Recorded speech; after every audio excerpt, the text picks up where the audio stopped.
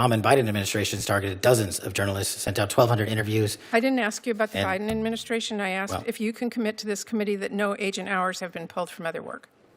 We have not done so. Okay, well, there are reports that are using FBI resources to investigate journalists. You are saying to this committee today that that is not true. That's correct, ma'am. Okay, well, let me just say, Director Patel, we need a serious budget, but we also need serious leadership. And I will say this, there's one clear priority in Trump's overall budget, and it isn't law and order, it is war. Because while Trump is proposing cuts to programs that really do keep people safe, he wants to increase war spending by $500 billion. And I don't need to tell anyone here we are not going to bomb our way to safer communities. So I intend to help rip that budget up and write bills that keep families safe. But beyond that budget, we need serious leadership at the FBI that the American people can trust. And I am deeply concerned about the reports that your leadership has not been serious. We need somebody at this agency who's focused on solving criminal cases, not passing out branded bourbon or jetting around the globe. Your job is Director Patel. I want to start by recognizing important work by the FBI to crack down on fraud. In one case, the FBI helped bring justice multiple former business owners who orchestrated a $205 million Medicare fraud scheme on the American people. And those business owners filed nearly 1 million false claims for services that they never provided to any patients, literally stealing from American taxpayers and preying on vulnerable people who were suffering from Alzheimer's and dementia and substance abuse. But thanks to the FBI, those crooks were held accountable. So I just wanted to ask you today if you would pass along my gratitude to those FBI agents for their tireless work bringing those criminals to justice. I will, ma'am. The fraud work is often overlooked, and I greatly appreciate that. And very important. But I do have to say, unfortunately, President Trump, the guy who says he's going after fraud, granted this man, Lawrence Duran, clemency last June. He was set free and let off the hook for the $87 million he owed in restitution. And Trump granted clemency to Duran's business partner last February, cutting well short her 35-year prison term. He literally undid the important justice work the FBI served and let fraudsters off the hook, and I find that deeply disturbing. With that, I want to say, I want to take a moment to reiterate the important role of DOJ law enforcement in keeping all of us safe. Those agents and deputy marshals are absolutely critical to making sure public safety and solving crime. But I worry that instead of pursuing these child abusers or terrorists or drug traffickers or other criminals, you have our agents spending time carrying out Stephen Miller's mass deportation agenda and harassing families and children.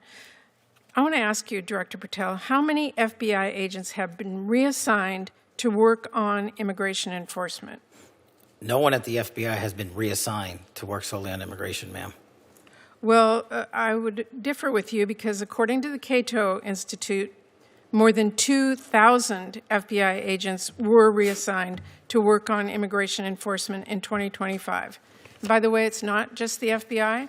More than 2,000 agents from the DEA, more than 600 from the Marshal Service, and more than 1,000 ATF agents are spending their time on immigration enforcement. That has really pulled critical, highly trained assets off of work to keep our communities safe from drugs and guns and other threats, and I find that deeply disturbing. Now, Director Patel, I want to ask you about a number of extremely troubling stories recently about your leadership and temperament and what's happened to the FBI with you at the top. And in response to all the concerns about your leadership, instead of righting the ship, you've taken to polygraphing your employees to scare them and attempt to rat out leakers. There are reports that you're using FBI resources to investigate journalists for reporting what's going on, and that is absolutely not what this committee intended when we funded the Bureau. So can you commit to this committee today that no agent hours have been pulled from other work like counterterrorism or violent crime investigations to work on matters related to negative press about you or your personal lawsuit? Senator, I greatly appreciate the question, and I can tell you unequivocally, this FBI is targeting and investigating no journalists. This FBI is targeting no journalists. The Obama and Biden administrations targeted dozens of journalists, sent out 1,200 interviews. I didn't ask you about the And- Biden administration. I asked Well- if you can commit to this committee that no agent hours have been pulled from other work. We have not done so. Okay, well, there are reports that are using FBI resource to investigate journalists. You are saying to this committee today that that is not true. That's correct, ma'am. Okay, well, let me just say, Director Patel, we need a serious budget, but we also need serious leadership. And I will say this, there's one clear priority in Trump's overall budget, and it isn't law and order, it is war. Because while Trump is proposing cuts to programs that really do keep people safe, he wants to increase war spending by $500 billion. And I don't need to tell anyone here we are not going to bomb our way to safer communities. So I intend to help rip that budget up and write bills that keep families safe. But beyond that budget, we need serious leadership at the FBI that the American people can trust. And I am deeply concerned about the reports that your leadership has not been serious. We need somebody at this agency who's focused on solving criminal cases, not passing out branded bourbon or jetting around the globe. Your job is to be reachable. And I know Senator Van Hollen asked you about this, but I got to say, if you want to pass out liquor or pop bottles in a locker room, stick to podcasting. Leave law and order to people who really do care about justice and appearances. That is really critical, and it's what I am really deeply concerned about, and so are many people. Thank you, Mr. Chairman. Can I respond? This is what real leadership looks like at the FBI. Every one of you was given it. This is what's happened under my tenure at the FBI and the Trump administration. 20-point drop in the homicide rate, 45,000 violent offenders arrested last year, twice as many as 2024, 2,450 criminal gangs disrupted. That's a 322% increase from 2024. 6,900 child victims have been located since I've been in the seat. That's a 144% increase. 2,900 child predators and human traffickers arrested. That's a 70% increase. And we've arrested 8 of the top 10 most wanted fugitives in the world in 14 months. That's twice as many in the 4 years combined. That is what the men and women of the FBI are doing, well-resourced. Everyone should take a look at this. If people want to continue the baseless, fraudulent, false personal attacks at me, that's great. Keep the target on me, as I've always said, but the mission has never been better. Mr. Chairman, if I could just respond to Senator Murray. I appreciate the work of our FBI agents, but leadership, serious leadership, is a concern. And we are seeing the pictures of passing out branded bourbon and what happened at the Olympics, and jetting around the globe and all the rest of it. And that, I will say again, Mr. Chairman, is of deep concern to me. Thank you, Mr. Chairman. Thank you. Senator. What started as a routine FBI budget hearing quickly turned into a serious test of Kash Patel's leadership after Senator Patty Murray pressed him on FBI resources, immigration enforcement, journalist-related concerns, and whether the Bureau is staying focused on public safety. Murray began by doing something important. She praised the work of FBI agents in a Medicare fraud case involving vulnerable people and taxpayer money. That mattered because her criticism was not aimed at everyday agents doing difficult work. Her concern was about leadership at the top. She then pointed out that President Trump granted clemency to someone connected to that fraud case, arguing that this undermines accountability after law enforcement has already done the hard work. Her point was bigger than one case. If powerful or connected people can avoid consequences after investigators build serious cases, public trust in justice begins to weaken. From there, Murray shifted to immigration enforcement. She asked Patel how many FBI agents had been reassigned to immigration work. Patel answered carefully, saying no one had been reassigned to work solely on immigration. But that word, solely, is important. It leaves room for temporary assignments, partial assignments, or surge operations. Murray challenged him by citing reports that more than 2,000 FBI agents had been assigned or redirected toward immigration enforcement in 2025. Her concern was simple: if FBI agents are spending time on immigration operations, what work is being delayed somewhere else? That is the key issue.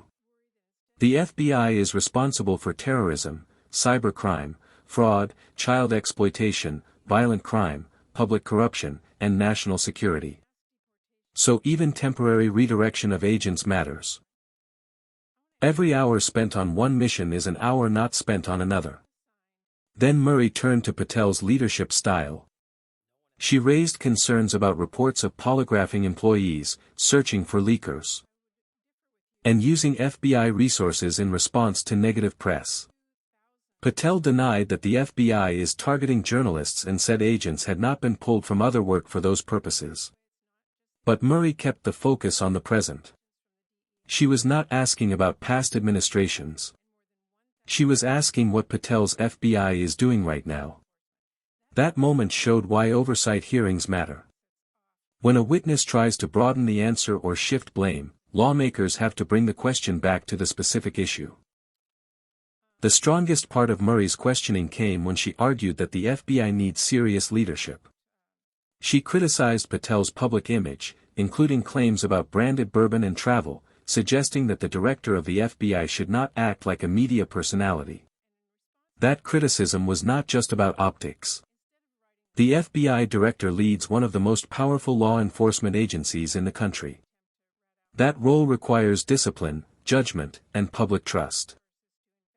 Patel responded by listing FBI accomplishments, including arrests of violent offenders, gang disruptions, child victims located, and child predators arrested. That was his strongest defense because he tried to show that the Bureau is still producing results. But Murray separated the work of FBI agents from the conduct of FBI leadership. She made it clear that she respects the agents, but still questions whether Patel is providing the serious leadership the agency needs.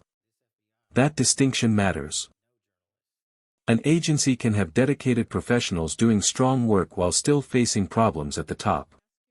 The bigger question from this hearing is whether the FBI is being kept focused on its core mission or pulled into political priorities, immigration crackdowns, media fights, and personal image management. Murray wanted viewers to see a leadership problem. Patel wanted viewers to see strong results and unfair attacks. But the question remains, can the FBI maintain public trust if its leadership appears defensive, political, or distracted? That is why this exchange matters. It was not just a clash over statistics. It was a debate over whether federal law enforcement is being led with the seriousness and independence the public deserves.